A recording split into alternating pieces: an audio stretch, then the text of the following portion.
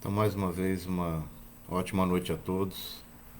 Muito feliz de estarmos nos encontrando, ainda que virtualmente, né, por esse meio, que graças a Deus nos também é permitido, a fim de que a gente possa ainda estarmos congraçados, né, e irmanados nas questões do Mestre, que nós vamos ter como espíritas acesso através dessa doutrina que tanto nos educa e nos encaminha para a melhoria da nossa relação com o alto, aperfeiçoando o nosso caminho da espiritualidade. É, Antes, né, de iniciar propriamente dito a exposição, lembrei-me essa semana, e acho que tive um puxãozinho de orelha da espiritualidade, que eu esqueci de fazer as preces iniciais e finais das exposições que tenho realizado. Portanto, queridos irmãos, eu já vos convido nesse momento para que cada um, de maneira constrita e íntima, possamos buscar vibrações em esferas mais altas, vibrações que certamente nos cercam, apesar da distância física entre todos nós. Nesse momento temos toda certeza de que estamos devidamente envolvidos na paz de Deus, essa paz que foi prometida por Jesus, nosso Mestre, quando aqui estivemos, quando aqui esteve entre nós, e na certeza de que cada vez mais essa paz nos penetra, nos permite igualmente cada vez mais estarmos disponíveis e inspirados àquilo que Deus precisa de nós e daquilo que Deus quer para as nossas vidas.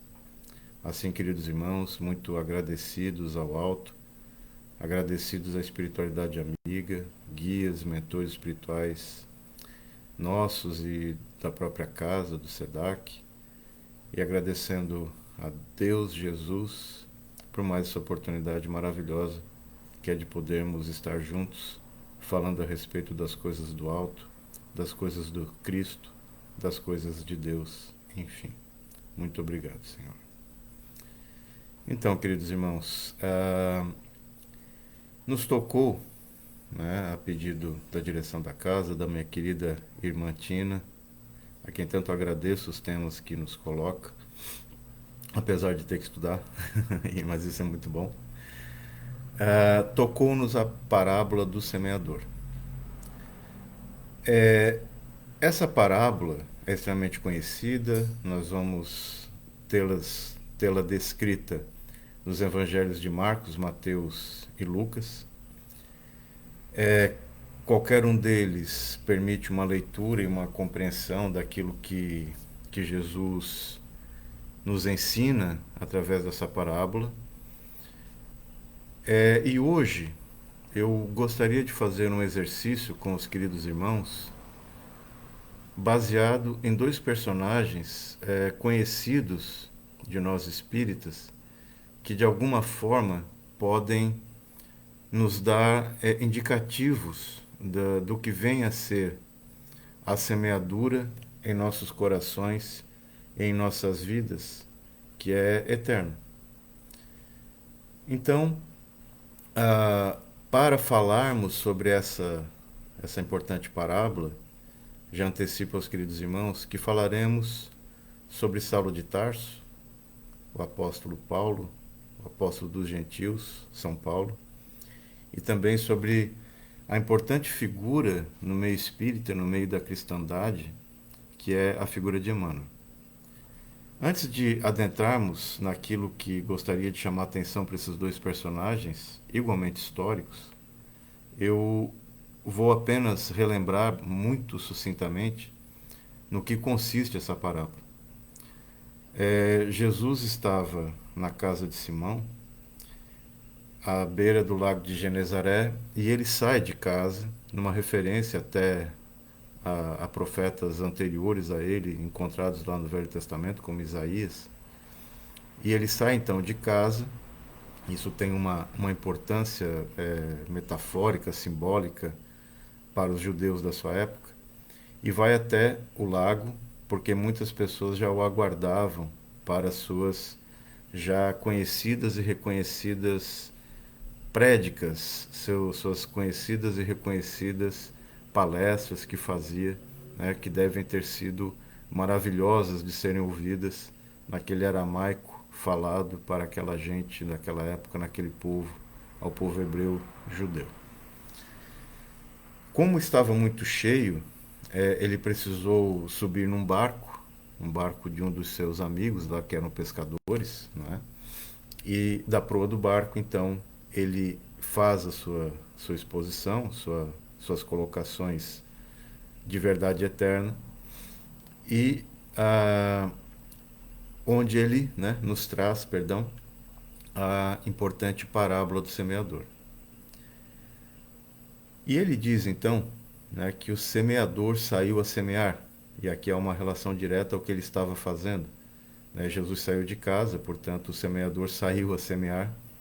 Jesus ali já se coloca na condição de semeador, aquele que está plantando as sementes de Deus nas almas e mentes, né, nos corações e mentes, portanto, nas almas daqueles seres humanos da sua época e a nós todos, né, que as ouvimos agora, talvez tenhamos ouvido lá e não tenhamos prestado muita atenção, isso fizemos sem sombra de dúvida nas nossas existências, com a oportunidade muito importante, praticamente crucial, de estarmos tendo contato com a sua palavra, né, no século XXI, nesse momento tão importante que a humanidade terrestre vive e atravessa. E essa parábola, basicamente, ela vem nos dizer que existem 4 tipos de consciências, ou 4 tipos de corações que recebem a semeadura. Então ele vai dizer que a primeira parábola, que a primeira mente, os primeiros corações, né, consciências, são aqueles que a semente cai à beira do caminho. Depois ele fala daquele que cai nos pedregulhos. Fala aquele que cai em meio às ervas daninhas e espinheiro. E por fim vai falar aquele que cai na terra boa. Ou seja, Jesus classifica basicamente 4 tipos de seres humanos e as suas respectivas reações quando tem contato com a verdade eterna ou com as verdades eternas das lições evangélicas, das lições da Boa Nova. Os primeiros são aqueles que a semente, que a ideia, a mensagem é lançada e ela não toca, ela simplesmente fica na superfície. Porque os homens que a recebem são igualmente homens e mulheres ainda muito superficiais. Então a mensagem, ela não colhe, ela não gera, perdão, nada, ela sequer consegue alcançar o coração daquele que ouve. A mensagem não faz contato algum com a pessoa que a recebe. É algo vazio para a pessoa que a recebe. Por outro lado, ele vai dizer que existe aquela que cai nos pedregulhos. Essas mensagens que caem nos pedregulhos se referem às pessoas que recebem a mensagem, num primeiro momento acham ela muito interessante, realmente lhes chama a atenção, são tocadas pela mensagem, mas como elas estão no meio de pedras, que são os infortúnios da vida, as dificuldades que todos nós enfrentamos, e estão, portanto, expostas a uma secura maior, nesse caso aqui na analogia e na metáfora que Jesus faz, né, a secura que o sol permite, mas essa secura é a secura da vida, das dificuldades que as pessoas enfrentam. Essa palavra, ainda que chegue a penetrar no solo dessa consciência, ainda assim ela não persevera. Ela logo seca, logo se finda, porque não cria raízes. Depois, Jesus vai nos falar daquela que cai em meio às ervas daninhas e aos espinheiros.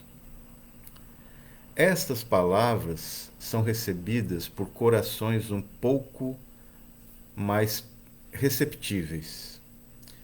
porque elas entram nos corações dessas pessoas, nas consciências, criam raízes, de fato, mas essas raízes, infelizmente, começam a ter contato com as dificuldades da vida, com os espinheiros da vida, com os espinhos da nossa vida, com as ervas daninhas, com as dificuldades profundas que nos cercam, que a gente vai poder aqui chamar efetivamente de matéria. Então, a mensagem entra no coração, cria uma raiz, mas continua tendo dificuldade de ali permanecer e principalmente de gerar frutos, porque ela enfrenta as dificuldades da vida, os espinhos, aqui personificados pelos espinhos, bem como pelas ervas daninhas, e portanto não consegue prosperar, não consegue sair disso. E aí é a matéria, né, que, saindo da metáfora, é a matéria que acaba falando mais alto para esses corações que receberam a mensagem e não conseguiram perpetuá-la, não conseguiram, por consequência, criar raízes, desculpem, criar frutos das raízes que aconteceram. Mas está lá, foi enraizado a mensagem, mas ela ainda não consegue gerar frutos porque se depara com as dificuldades da matéria que a impedem realmente de prosperar. E aí, por fim, Jesus diz que tem aquelas que caem em terra boa, portanto, uma terra fértil, e aí vão gerar 30, 60, 100, muitos frutos tão necessários, né, para a humanidade como um todo, né? Nós precisaríamos todos sermos terra boa, e nós sabemos das dificuldades que temos para sermos essa terra boa agora referida. Pois bem, eu gostaria então, queridos irmãos, se assim me permitem, e a espiritualidade também, de falar desses dois personagens que citei mais ao começo. Paulo, apóstolo dos gentios, bem como Emmanuel. E por quê? Porque entendo que essas duas personagens, que são duas figuras históricas, elas têm uma grande relevância a partir do momento que nós conseguimos enxergá-los como seres eternos, espíritos, né, imortais como nós, que têm a sua própria história de dificuldades e que, como nós sabemos, de uma forma ou de outra, as venceram.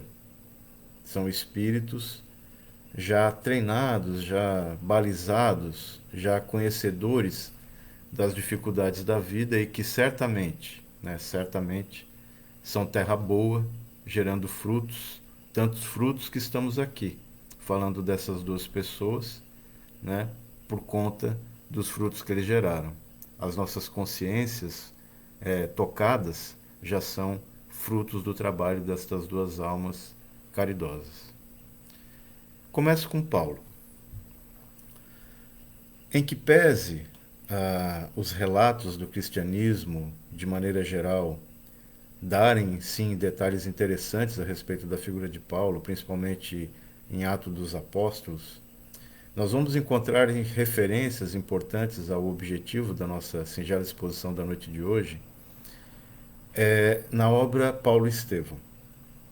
Lá nós vamos ver Paulo, um homem, ainda Saulo de Tarsis, ou Saulus de Tarsis, né, ou Saulo de Tarso, um homem com uma mente vigorosa, extremamente inteligente, e como jovem também dotado de um corpo vigoroso, um homem forte física e mentalmente, portanto, que se depara com aquilo que ele vai qualificar de seita, vinda de um nazareno, né, lá da Galileia, onde à sua época eles tinham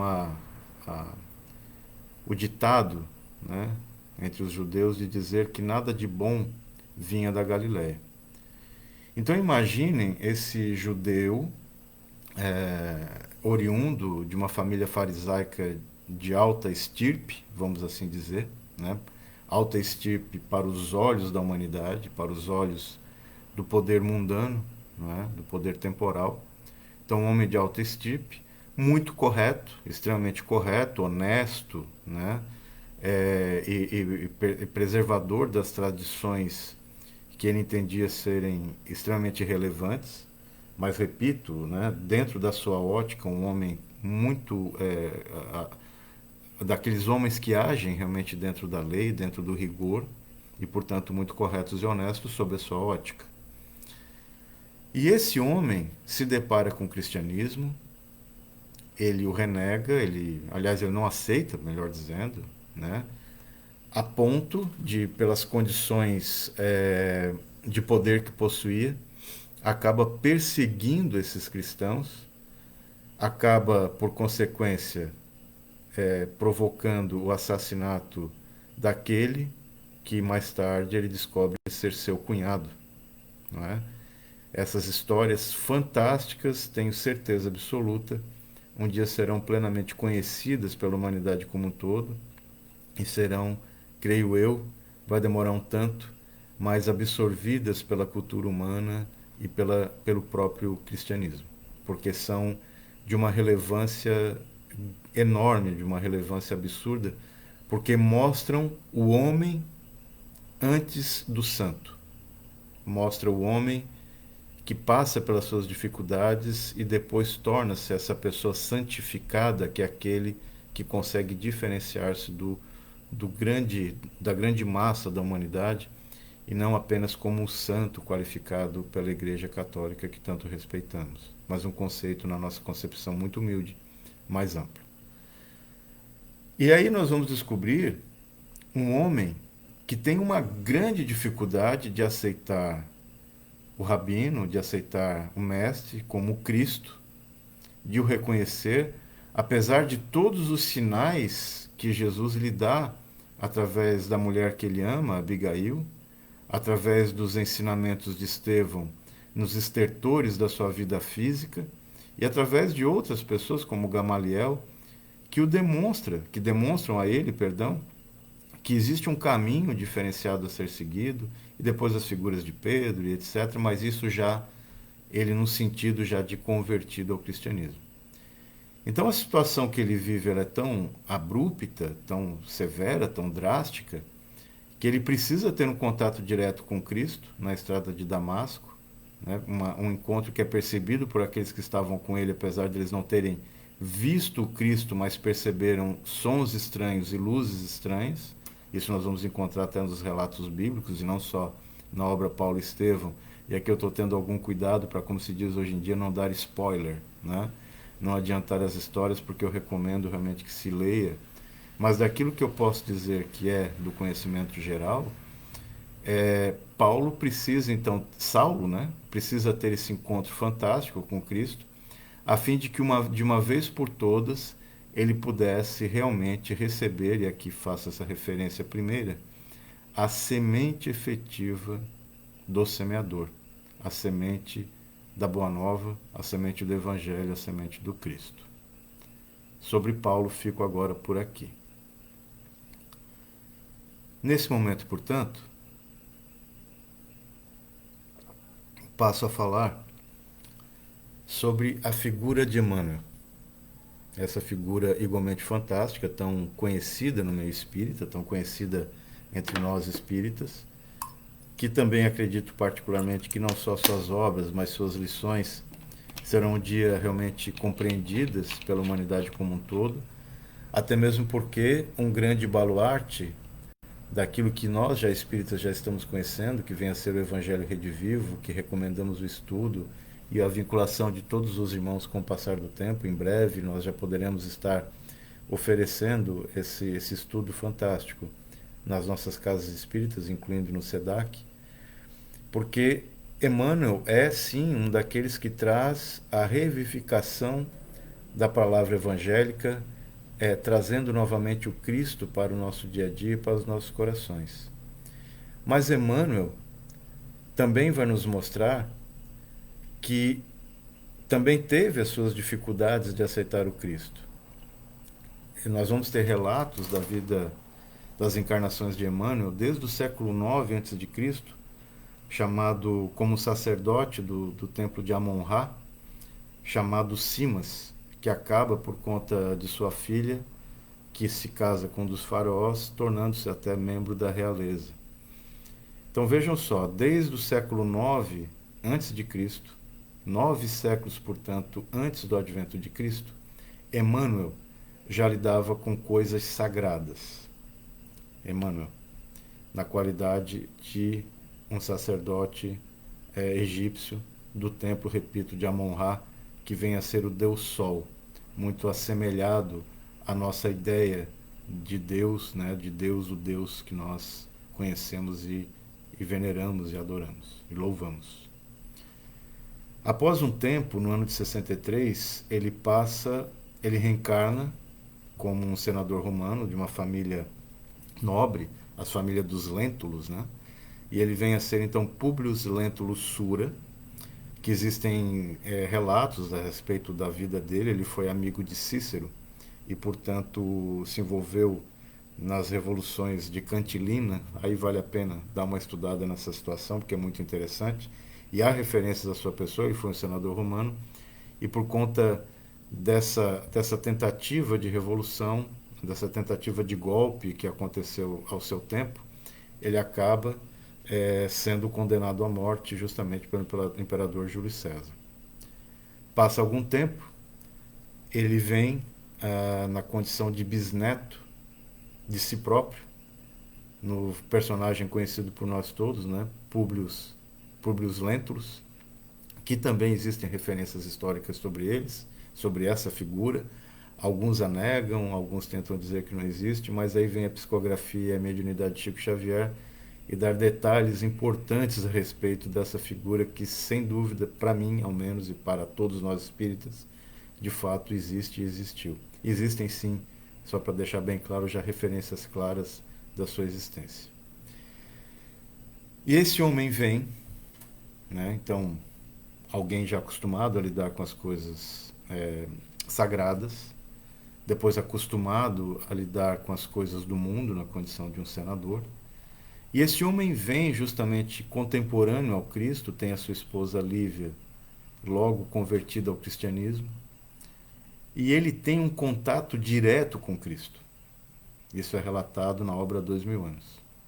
Então vejam só, essa figura, esse personagem real, esse homem, esse espírito eterno, numa de suas encarnações, ele tem um contato direto com Cristo.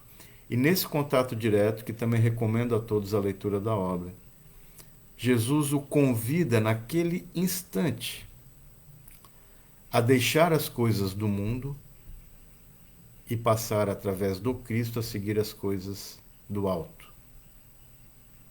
E Jesus até o adverte, algo do tipo, eventualmente, se tu não fizeres isso agora, tu vai estar postergando por muito tempo a tua própria redenção. As palavras são minhas, né? São mais ou menos isso que Jesus diz a ele. E mesmo muito tocado por aquela figura, a figura de Jesus, ele ainda ali não aceita de pronto. Nós sabemos que ele vai desencarnar em Pompeia por volta do ano de 79, já cristão convertido. Mas vejam só, ele teve contato com Cristo, mas ainda assim não se converte. Duas encarnações posteriores, uma na condição de escravo e outra na condição já de um liberto, na verdade nas figuras de Nestório e Basílio, ele acaba sendo martirizado como cristão. Ou seja, ele é um daqueles mártires que a gente tanto ouve falar no cristianismo. Isso é muito interessante, não é? Ele passa por essa situação, passa por esse grande mérito, né? Mas ainda assim não se considera naquele momento o cristão que ele entende que deveria ser, ainda que martirizado.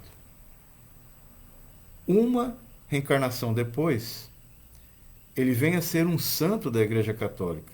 Ele é São Remígio, que era um grande orador, alguém que levou a palavra do Cristo para vários lugares na distante e longínqua, temporalmente falando inclusive, Idade Média europeia.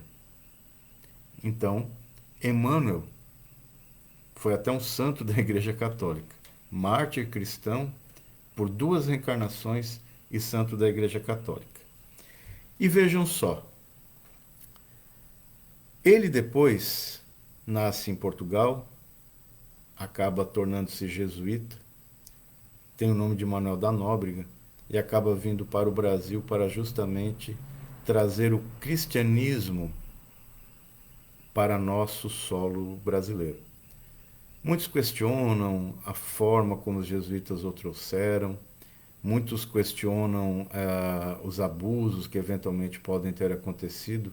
Infelizmente, somos todos seres humanos e nós todos cometemos abusos, mesmo com as melhores das boas intenções, nós somos sinceros em informação. Então ele vem, independente disso, ele vem e ele é reconhecido como alguém muito bom, né? O padre Manuel da Nóbrega, o jesuíta Manuel da Nóbrega. Ele vem então ao mundo, vem para o Brasil, no recém-descoberto Brasil, colônia de Portugal, trazer a palavra do Cristo. E ele era tão benquisto pelos índios daquele distante momento no tempo, que ele era chamado por eles de hermano, a ponto de que ele passa então a assinar, e existem essas assinaturas historicamente comprovadas, existem documentos históricos com essa assinatura do padre Manuel da Nóbrega, na condição de Hermano Manuel, que ele escrevia assim, E. Manuel, portanto, Emanuel.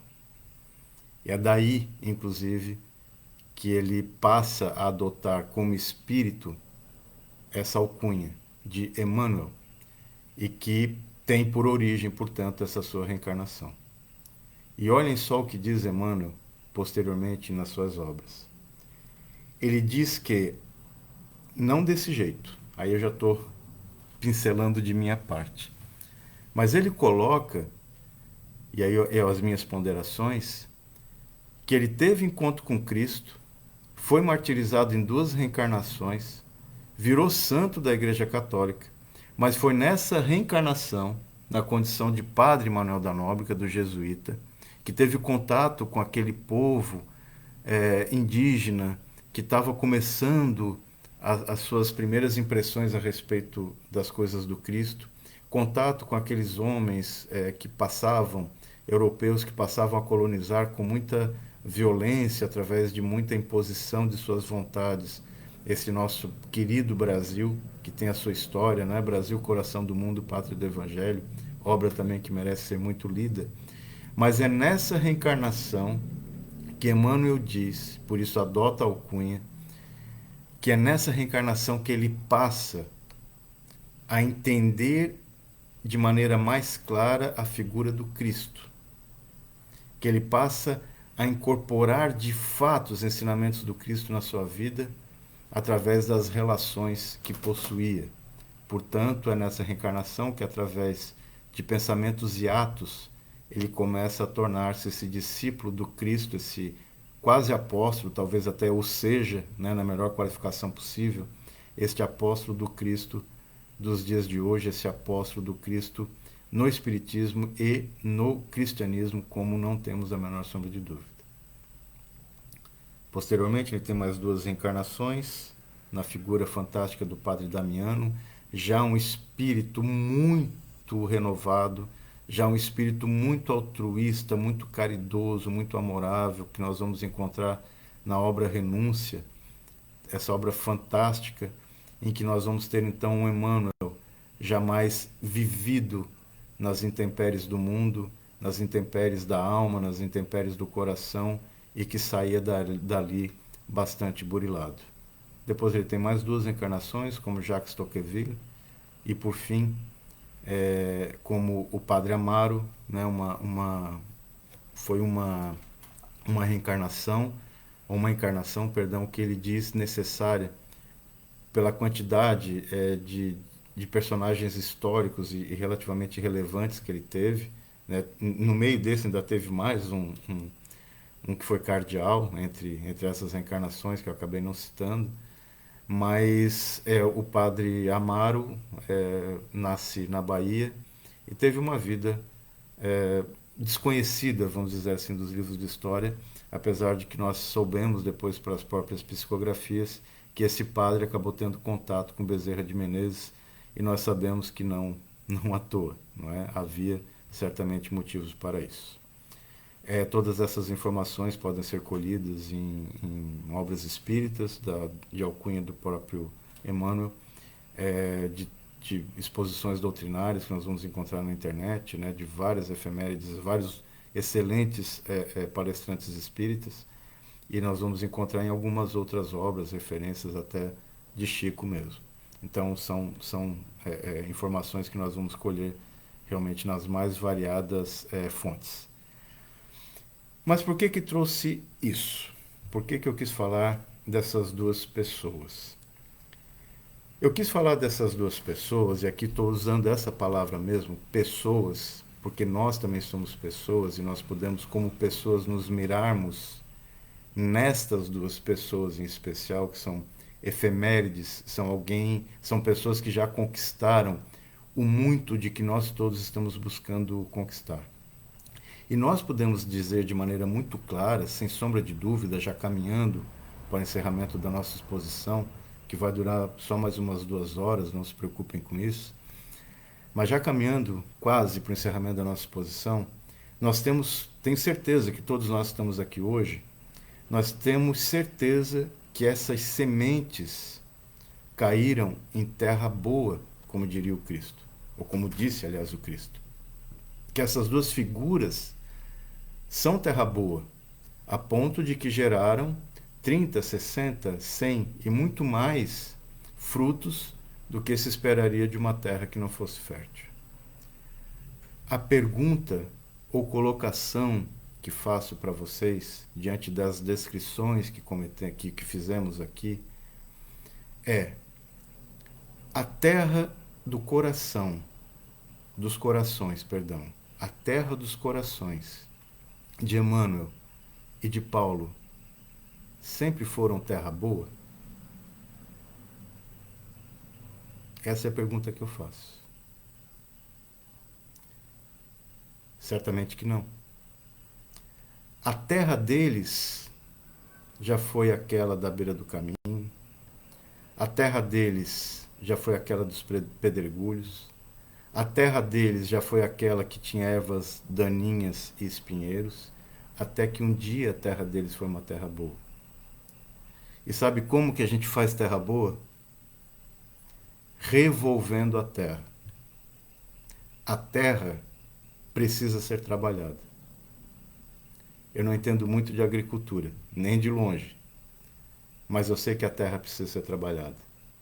Para nós transformarmos a nossa terra numa terra boa, nós efetivamente precisamos compreender que a terra dos nossos corações, a terra das nossas consciências, só conseguirá criar raízes e gerar frutos a partir do momento que ela se permita ser revolvida, que ela se permita ser trabalhada, a partir do momento que a gente passa a compreender que as dificuldades que a gente passa fazem parte do nosso crescimento.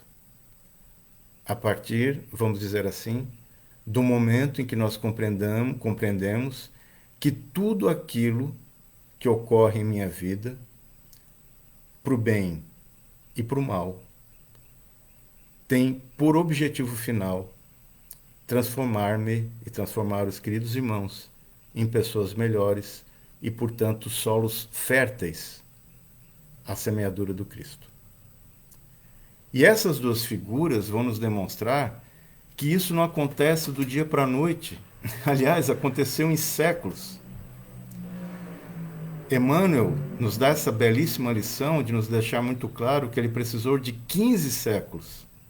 15 séculos. Depois de ter contato com Jesus, diretamente, Jesus lhe ter dado um conselho direto, ele precisou de 15 séculos para efetivamente, na condição de Manuel da Nóbrega, reconhecer-se como cristão de verdade. E Paulo precisou da estrada de Damasco. Esse é o caminho. E é isso que, muito modestamente, tenho certeza que nós precisamos compreender. A natureza da alma humana efetivamente não dá saltos.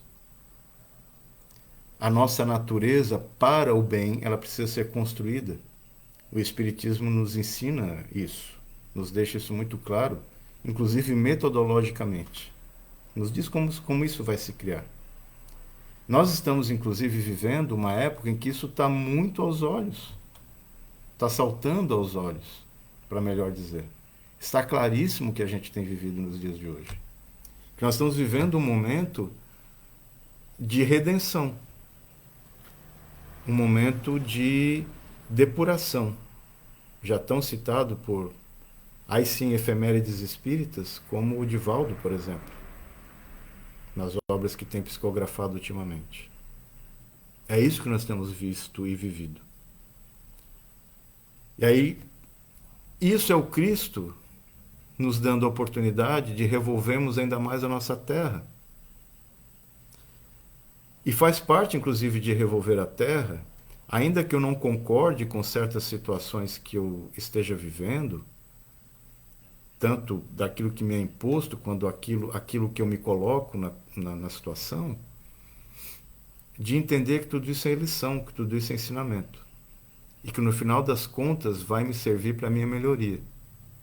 Que no final das contas é lição para o espírito eterno que sou, para o espírito imortal que sou. E não para a vida do Marcelo, que hoje estou Marcelo. Eu não sou Marcelo. Eu estou Marcelo. E é isso que a gente precisa entender. Que nós também temos que ter paciência conosco. Temos também que ter caridade conosco. Porque nós somos ainda muito apegados às nossas dificuldades. Como nós estamos ainda mais próximos do começo do que perto do fim da nossa evolução pessoal, nós somos muito mais capazes de lidar com as nossas dificuldades do que com os nossos acertos. Das nossas qualidades, melhor dizendo.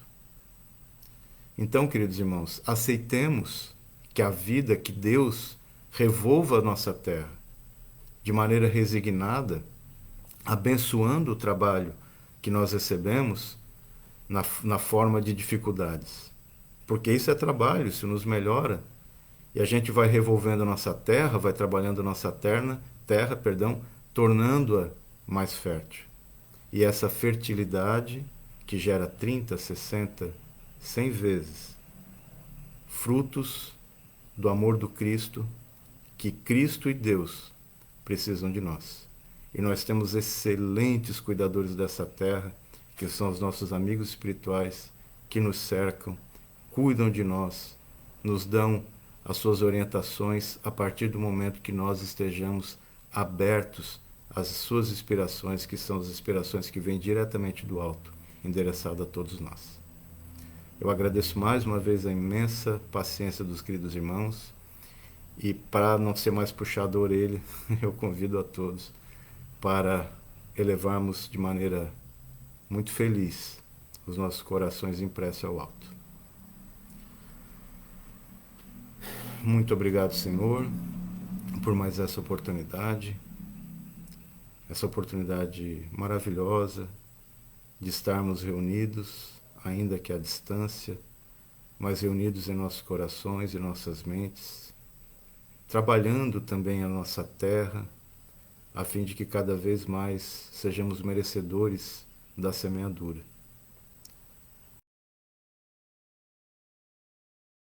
Vamos ser aqueles que, cada um a seu tempo e muito humildemente, tenhamos condições de prodigaligar a palavra do Cristo, aqueles ensinamentos que Ele nos deu, principalmente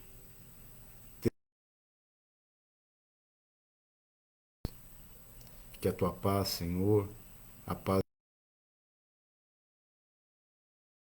espirituais, possa estar presente em nossas vidas, com as bênçãos também de nossa querida Maria de Nazaré, essa nossa mãe, elegida por Jesus de nós todos. Muito obrigado, Senhor, que a tua paz nos alcance hoje e sempre. Que assim seja. Queridos irmãos, uma ótima noite a todos, um excelente final de semana também.